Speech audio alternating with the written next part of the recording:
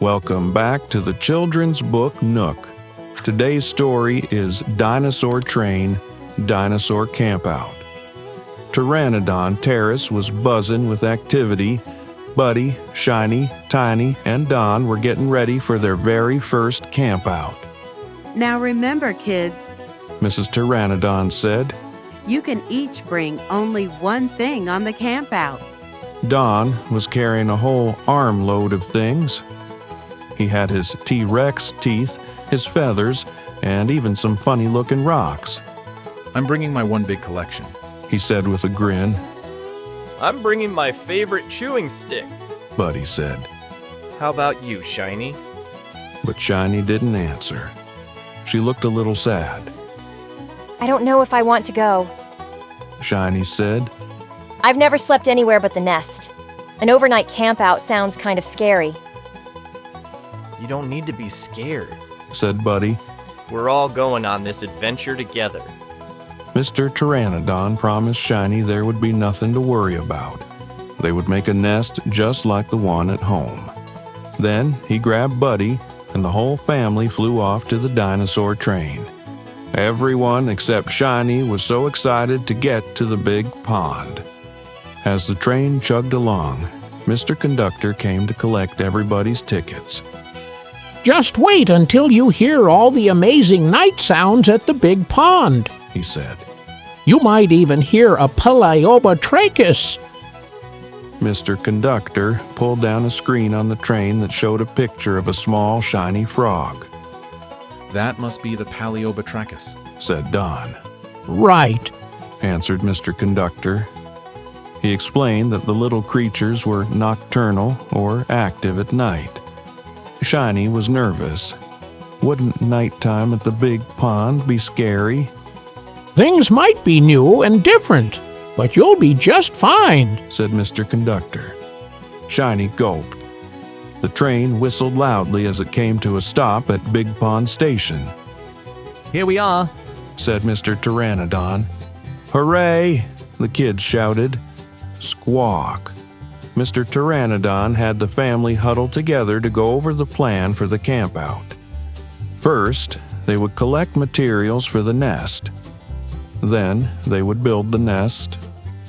Then they would go fishing. Then they would eat dinner. And finally, they would tell stories. What about dancing? Don asked. You forgot about dancing. Don twirled around. Kids, let's not forget that we also have to sleep. Mrs. Pteranodon reminded them. But Buddy and Tiny weren't listening.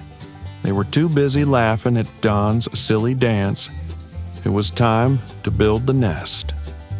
Don and Mrs. Pteranodon started to gather palm leaves. Shiny, Buddy, and Mr. Pteranodon looked for soft grass. Shiny wandered off on her own. Wreck! Shiny jumped at the sound of the loud noise. Dad? Buddy? Is that you? She called out. She was shaking with fear, but there was no one in sight. A few minutes later, Shiny panicked when she heard footsteps, but she was relieved when she saw Buddy and Mr. Pteranodon appear from behind the bushes. Shiny told them about the sounds she had heard, but all they heard were bird sounds and insects. Then they heard a brock off in the distance. That meant Mrs. Pteranodon wanted everybody back in the nest. Back at the campsite, Buddy and his family put the finishing touches on the nest. It looked great. Now that that's done, it's time to go fishing, Said Mr. Pteranodon. Buddy used his super T-Rex eyesight to point out all the fish he could see. Then the Pteranodons took turns swooping and diving into the pond. Each time, they brought up floppy, wet fish with them. That night, everyone enjoyed a delicious fish dinner. Mr. and Mrs. Pteranodon told Buddy, Shiny, Tiny, and Don about their first campouts at the big pond. When you were kids? Buddy asked. That must have been a really long time ago. We're not that old. Laughed Mrs. Pteranodon. Shiny couldn't sleep. She was too afraid. Tiny and Buddy were up too. Shiny, are you scared? Dawn asked. How could I not be scared? She replied. These are the noises of creatures we've never even seen before. Then they heard a noise. Ribbit!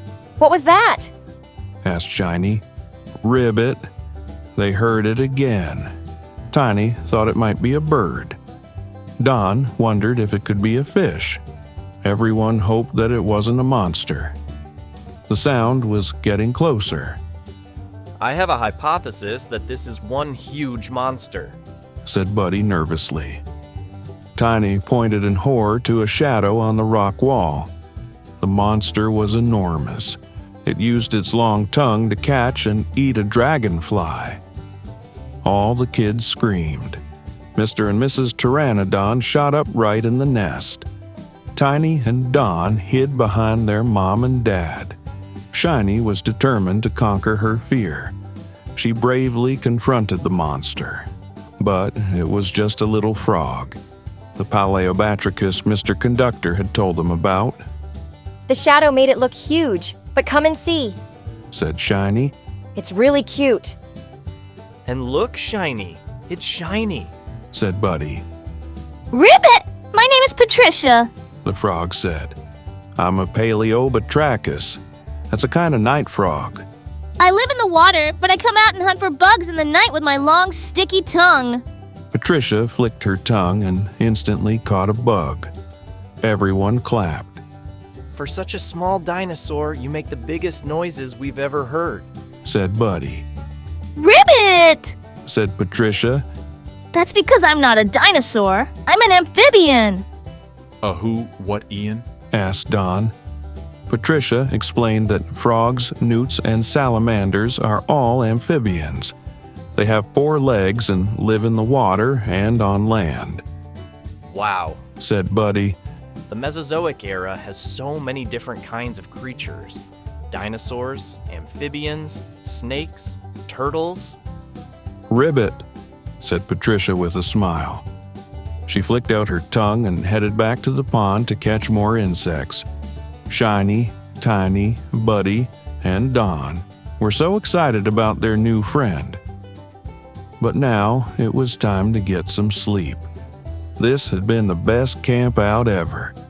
Thanks for joining us today. Don't forget to subscribe so you never miss story time at the Children's Book Nook. Until next time, goodbye.